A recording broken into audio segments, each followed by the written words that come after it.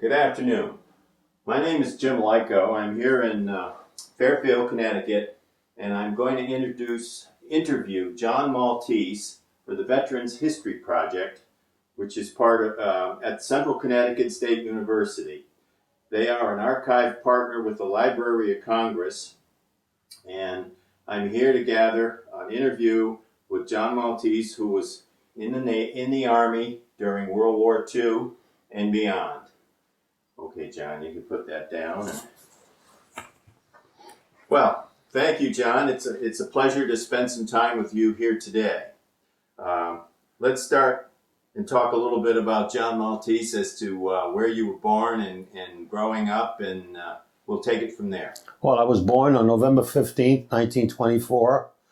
I always lived in Brooklyn. Both of my parents worked during those lean years of the 30s and the 20s and the 30s, leading up to the 1940. We always lived in a 3-room apartment in Brooklyn, and I barely made it to I made it to school. I had to walk to school, and it was tough. It was tough, especially during the winter and when it was raining. And I graduated. I graduated New Utrecht High School in Brooklyn. After several years studying the commercial course because I wanted to become an accountant. And I graduated New Utrecht and I registered in Fordham University. I registered in the Bronx. I registered in Fordham, but I graduated in January, but in April of 1943, I was drafted in the Army. I was 1A in the Army. I was drafted in the Army, and How do you feel about that, John, when that happened? Well, I felt that it was a complete turnaround in my life. It was a letdown because I really wanted to go to college, because I was at the epitome of my education, and I was really at the top of my class, and I really wanted to graduate. I wanted to graduate college and become an accountant, but I didn't. I got drafted in 1943, so that blew the college. So I was sent to Camp Edwards in Massachusetts, and I lived in a 6-man tent with a stove, and it used to get awfully cold, even though it was April. That's right, and it was a 12-week basic training course. It was a rugged 12 weeks, and they trained you barbaric training, kill or be killed. That was always put in quotes, killed or be killed. And I will always remember that. And nobody fell asleep during the interviews or during the lectures, and during basic training. It was either kill or be killed. And after 12 weeks, they formed in South Carolina, Fort Moultrie, the 1st Engineer Special Brigade. The 1st Engineer Special Brigade, of which the 462nd Amphibian Truck Company was part of the brigade. There was also other amphibian truck companies. By an amphibian truck, I mean is a 2.5-ton truck with a propeller in the back, which could go both on land and on sea. When you come to the beach, ready to go into the water, you turn on your propeller, and you. Can you show us with one of those on the back side of that one? And you. There's it going. Yeah. And you move right into the water. A little more that way, a little up. Yeah. Okay. And you move right into the water, and the propeller engages, and you you're now you're moving, Yeah. and it's like a motorboat, and it's a 2.5 ton truck, and it hauls 8 ton of whatever you're hauling. So the amphibian truck was a marvelous thing. Actually, I think a lot of men saved their lives because of the amphibian truck, because that supported them in both ammunition, fuel, and rations.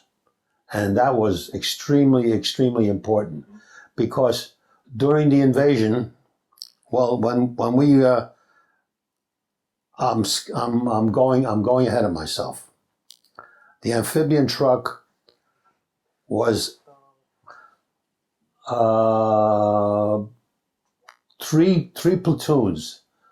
The 462nd Amphibian Truck Company was devised in 3 platoons. First platoon, second platoon, third platoon, 144 men. And it was the training at Fort Moultrie was from ship to shore, and that's exactly what we were doing. Finally, we went overseas on January 15th, 1944. How many trucks were in your in the 462nd? I mean, the 3 platoons consisted of how many ducks? 3 platoons consisted of 60 ducks. Okay. 20 ducks for each platoon. Okay. Yeah. Finally, we went overseas on January 15th, 1944. We trained for the invasion of France. We were told that. And we landed in Liverpool, England, and we lived in camps there. But then there was a period of time where we could no longer live in camps, because infantry and artillery troops were living in camps, and we had to move out. And we were living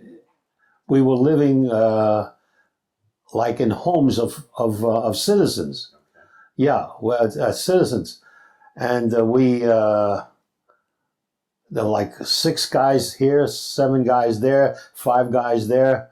And in the morning, the blowing of the whistle, the first sergeant, everybody ran out of the homes and joined the company. Yeah. And but then it was a time that we went into a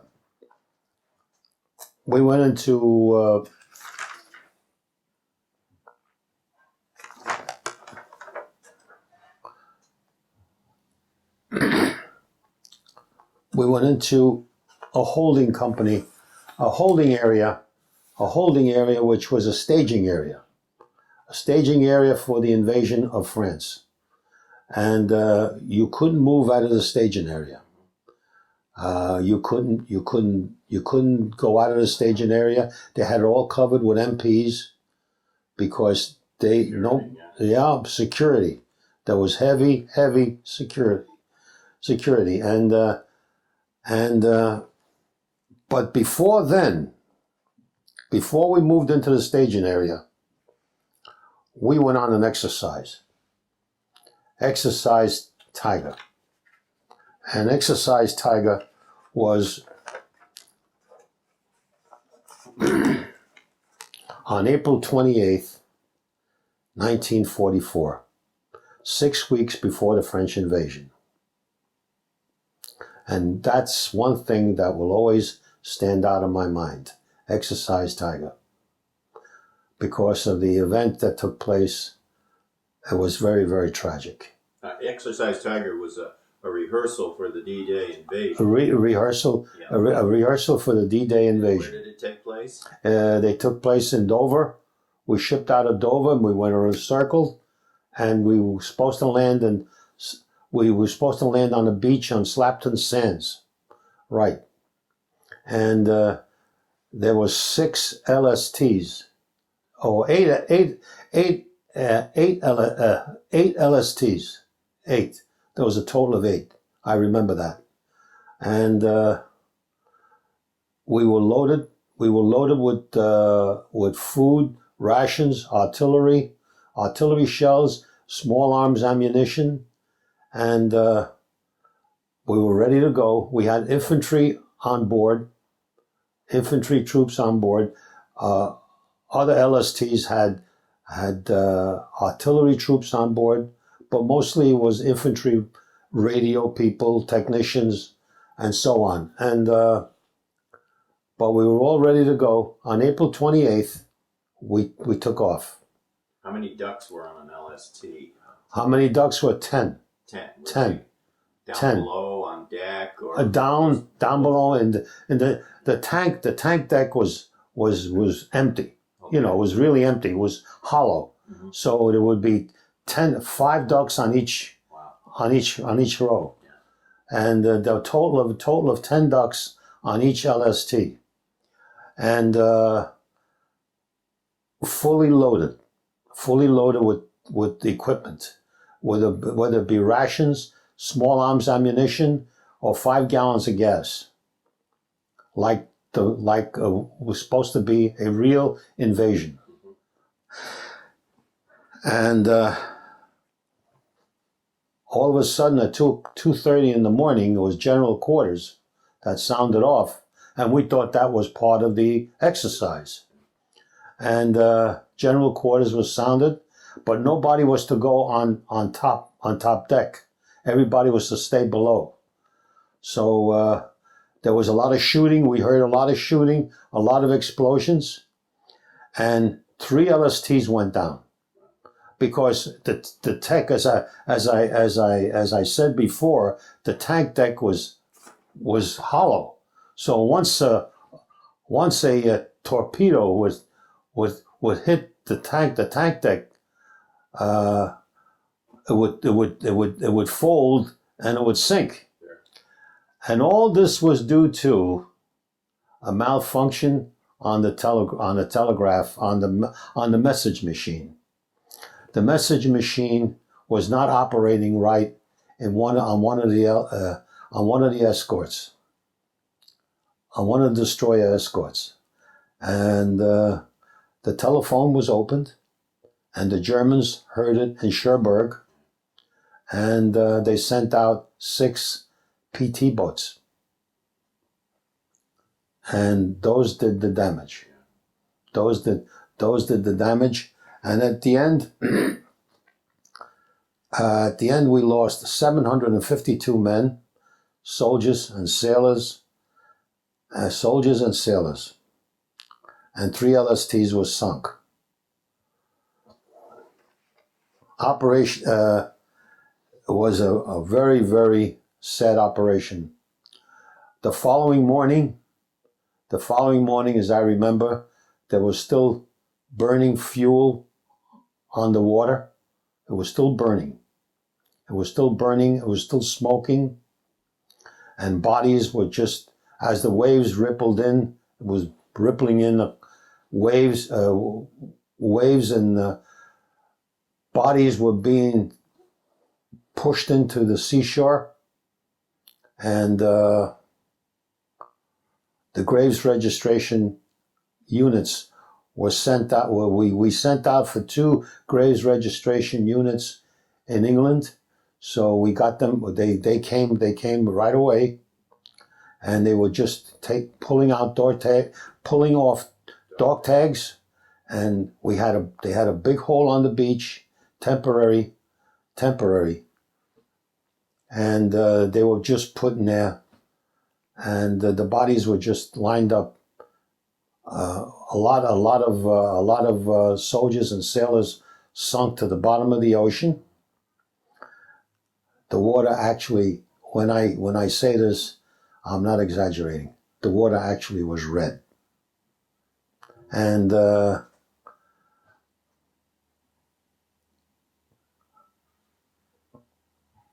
was the end of the Operation Tiger. But no one was to talk about it. No one was to write home about it. Security, if you sent out a letter, you wrote a letter to any family, letters were being checked, and nobody was to mention it. If you mentioned it, you got court-martialed. And the families were not notified of these 752 men. The families were not notified until years later. Until years later. And all the bodies were buried in a cemetery in England. Yeah. And it so happened to be that way. I could never understand how that radio was open on one of the ships, on one of the escort ships. The admiral that was in charge of that exercise, Admiral Moon, Yes. committed suicide the following day. Yeah, he committed suicide the following day. That added another casualty.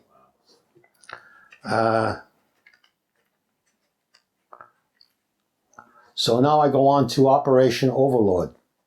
On June 6, 1944, General Eisenhower named as Operation Overlord, and the 82nd Airborne Division and the 101st Airborne Division flew over, and we watched them flying over, and the sky was full of planes. The sky was full of planes. That was some sight. And they jumped behind enemy lines, and they destroyed a lot. They destroyed the Germans. They really did. But you couldn't tell who was friendly. The French underground. Remember that the Germans were there for 4 years, and a lot of them intermarried. A lot of them intermarried, because I went into one French farmhouse to get milk and fresh eggs, and barter trade for chocolate and cigarettes, and I saw a picture on the wall over a fireplace of a German officer with that woman that I was talking to. Oh my goodness! Right. Yeah. So you couldn't trust, and every morning that we were on the beach right after the invasion, you would hear that a soldier was killed, was stabbed, or shot. So you didn't know who was friendly or who you couldn't trust. Yeah. So you had to be very, very, very careful. So. So tell me about your preparation for D-Day. I mean, how did you cross the channel, and tell me about the channel was tough. Yeah. It was very, really, really rough. The waves were very high, and the waters were not too steady. Anyway, we formed the 1st, 2nd, and 3rd platoon. The 1st platoon was carrying rations. The 2nd platoon was carrying small arms ammunition and artillery shells, and the 3rd platoon was carrying 5-gallon cans of gasoline for the tanks. So, and we were already told what ships were hauling what, so that when you went back to the ship to get another load, you would know exactly what ship to go to. Okay. So the landing was good. The landing was good. All was all under fire. And what beach were you working? Utah. Beach. We landed on Utah Beach, Okay. and although we had every 10 minutes or 15 minutes, we had 3 or 4 German planes coming over the beach, machine gunning, and all of the boats, like there was about 600 ships out there, and a lot of the ships had 50 caliber machine guns and small cannons, especially the battleships and the cruisers. So whatever 4 or 5 Messerschmitts that came down, strafing the beach, they did not have a chance. Okay. Yeah, they were shot down. So, but one charm about it was, and the combat MPs. The combat MPs were the greatest, and they performed miracles. They took care of the mines. The combat MPs took care of the mines, and they taped off right to the front lines. They used tape right to the front lines for a duck to drive to the front lines in order so that there'd be no mines and no explosions, because one duck would explode, he would block all the other ducks coming off the beach. So I drove right up to the front lines. We all drove right up to the front lines where they were fighting, and the 8 tons that was given to us was in a what do you call those rope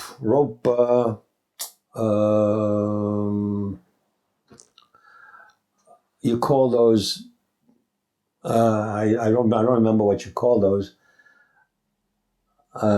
8 tons was brought up to a. Could I take a stop? Absolutely. Yeah. Those heavy ropes. What do you call those? Is it the holding area? That held the 8 tons. Okay, so they were marked for an 8-ton load. Yeah, right. 8-ton load. Yeah, 8-ton load. But they had a name. What do you call those? Well, anyway, I'm not a sailor. Okay. So. How long would that take, John? You came ashore and. I didn't. Well, the ships were anchored like about 3-4 miles offshore. Okay. And you traveled pretty fast on the duck. Yeah. The duck traveled very, very fast. And you were driving. Right? I was driving. How many crewmen are on the duck? 2. So it was A driver and assistant driver. Okay. Sometimes the assistant driver would take over. Okay. Yeah, in case you got shot. Right. In case you become a casualty. Yeah. And the assistant driver, you shared it with the assistant driver. So you would hook up to the ship, and they would lower the 8 tons that you were hauling, whatever it was that you were hauling, and you drove right back to the beach, and the MPs would direct you and to the front lines, wherever you wanted to go. If they wanted you to go to artillery, they would direct you to the artillery. If you wanted to go to the infantry, they would direct you to the infantry, and you had rations for both. So that made it very, very, very successful, very successful. And the amphibious duck was one great piece of machinery during World War II. Yes, and we worked on the beach for about 4 months, and then we moved into Le Havre, as I said before, because Le Havre did not have during the RAF and the 8th Air Force bombed the hell out of Le Havre, and they bombed the airport, the port of embarkation. So Le Havre did not have any ports. So we worked out of Le Havre for a while until December. Now, during the month of December, the Battle of the Bulge. And yes, and we thought we were going to go to. In fact, if I remember clearly, they all gave us hand grenades and bands of ammunition and M1 rifles instead of the carbine, because on the Duck we had a carbine. So we thought this was it. And all of a sudden, the following couple hours, they collected everything. Oh. And they put us on a troop ship to go back home to the United States for 30 days. So for 30 days, we had a leave of absence, and we came home for 30 days. We landed in New York Harbor, and I'll tell you, it was a pretty sight. I'll bet. It was a pretty sight, because we were going to go to the Battle of the Bulge. If we would have went to the Battle of the Bulge, amphibious duck drivers, we were not equipped for infantry training. We were not equipped for foxhole training. Yeah. We were not equipped for any of that, unless we had the experience during basic training, unless we remembered what we did during basic training. But anyway, we were not equipped. Mm-hmm. We had ammunition, we had hand grenades, but that did not answer the fact. That did not answer anything. But coming home was a refreshing thought. And when I saw the Statue of Liberty in New York Harbor, I'll tell you, everybody cheered and everybody clapped. So we came home for 30 days, and we were told before we went off the ship, we were told that we had to report to Fort Lewis, Washington, and we were told what transportation to take to Fort Lewis, the state of Washington. And we was to report to Fort Lewis. So we did 30 days. We reported to the Fort Lewis, Washington, and we shipped out. We went up the gangplank. I remember that. And we shipped out to the Pacific. Okay. So was it 45 now? Or? That was 45. Sure. That was early 45, right? Yeah. Yeah, that was in 1945. Mm-hmm. January of 1945. Okay. Yep. And we shipped out for the invasion of Okinawa. It came over the loudspeaker. How did he put it? The captain of the troop ship that we were on said, he's something very, very funny. He says, "No, you're not going to a party. The party's going to be on the beach on Okinawa, and you're going to perform. You're going to be on the invasion of Okinawa. So get ready." But we were on that troop ship for 58 days. Wow. We stopped off in Hawaii, but nobody had to get off the ship. We stopped off at Hawaii, and then we had another stop. In the Marshall Islands somewhere. Yeah. Because we saw signs. Kilroy was here. Okay. Yeah, we saw a lot of those signs. Kilroy was here. And but we 58 days on that troop ship. Now, are you still assigned to a duck? We were still a duck company. Okay. Yeah. We were still a duck company. Yeah, but we had the ducks on Okinawa. Yeah, okay. Now, when you have a duck, John, like D-Day, and are you driving the same one every day? Yeah, you're assigned to that truck? You're assigned to that truck. You were responsible for that duck. Okay. Right. But when we got to Okinawa, it was after the initial invasion. Okay. So we got off the troop ship, and we went ashore on PT boats. We went to shore, and we were immediately assigned to our ducks, Mm-hmm. because they were all standing out there. Yeah, there was 60 of them out there. So each platoon was responsible for what they were hauling, and the supply ships were out there. It was like about 7-8 days after the invasion of Okinawa. The invasion of Okinawa was not an Iwo Jima. Right. No, it wasn't. No, it wasn't bloody at all. Right. No, there's only one thing: the kamikaze.